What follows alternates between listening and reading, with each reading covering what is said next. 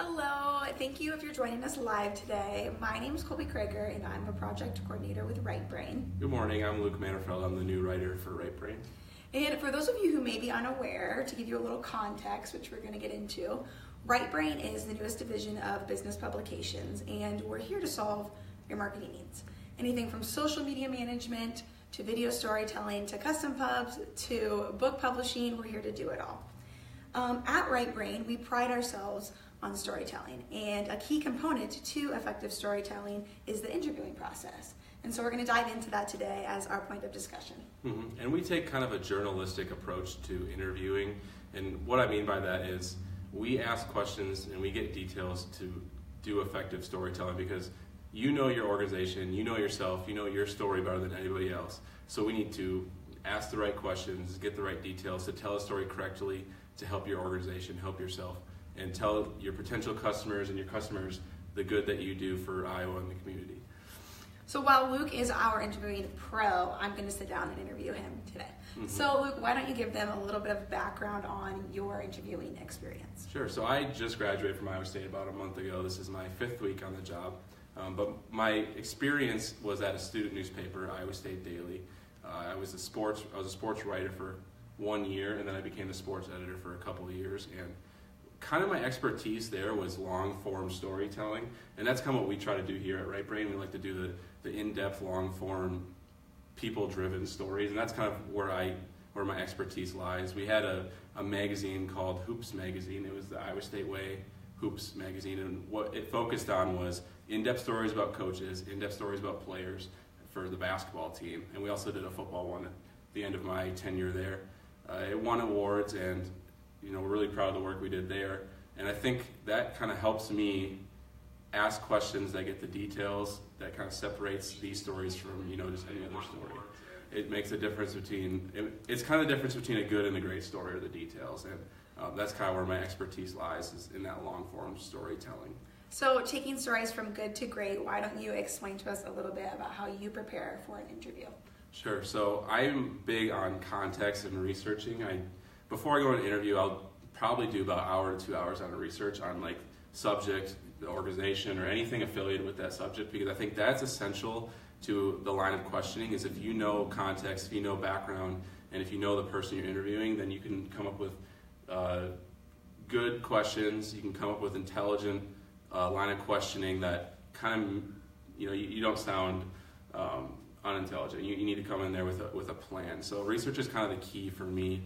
And in terms of how I research, I like to see kind of the context of everything, and just kind of what surrounds an issue, or what surrounds a person's story. Because, like I said, writing a story is really all about context, and if you don't understand that, then you're not going to come up with a good story or a good interview. So.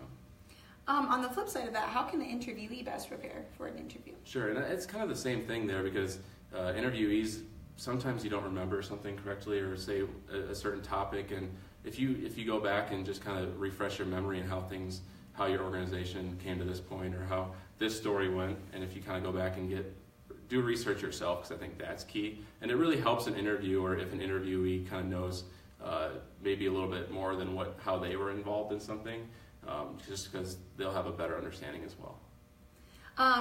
Being interviewed can be kind of a nerve-wracking experience. What are some ways in which you put the interviewee at ease? Sure, right. And I'm not coming in there to badger them with questions, right? I'm coming in there to help you, and we're trying to help you tell a great story and tell things that'll kind of separate you apart. So I'm not trying to make you nervous or anything. I want to come in there, and we don't have to dive right into an interview, right? We can have a little small talk, we can chat, kind of catch up, get kind of just have some small talk, and then when you're ready, then we can kind of talk about the interview. If you're nervous, that's kind of a way that I like to warm up with people, because I like to share things about myself, because like I said, I like stories, so I can tell you stories about myself as well for days.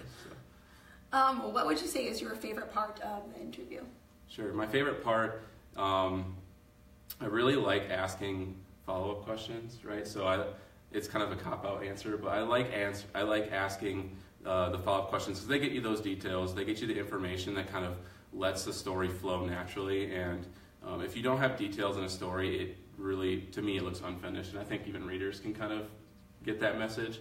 So you really need to get details to finish, or you need to get the details to do a good story. So follow-up questions are really where I find most of the stuff I write about, honestly. Like, I like to ask really vague questions to start off, and then judging by their answers, I'll come up with a line of questioning in my head, and that's kind of where I go, and that's how I develop my story in my interview.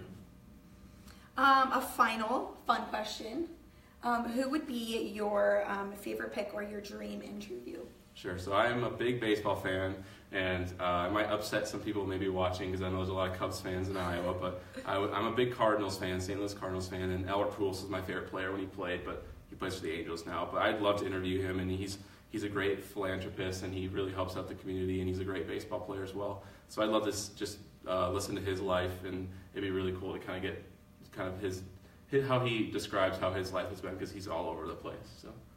Yeah, I can't say I know too much about Albert Pujols. Did I say that right? Yeah, you got it. But I would say that you have knocked today's interview out of the park. Oh, nice pun. That worked, yeah. That is all the questions I have for Luke today, and I think we're wrapping it up here. Again, we're going to leave you with a final thought. At Right Brain, we believe that our community has an abundance of authentic stories to tell. And so our last final question for you today would be, do you believe your company or business or organization has properly told yours? Sure. Thanks for joining us this morning, and we really appreciate you taking the time to listen to us, even though sometimes we're kind of goofy, but we really appreciate it. We'll be leaving our email information in the comments as well, so feel free to reach out that way. Thank you.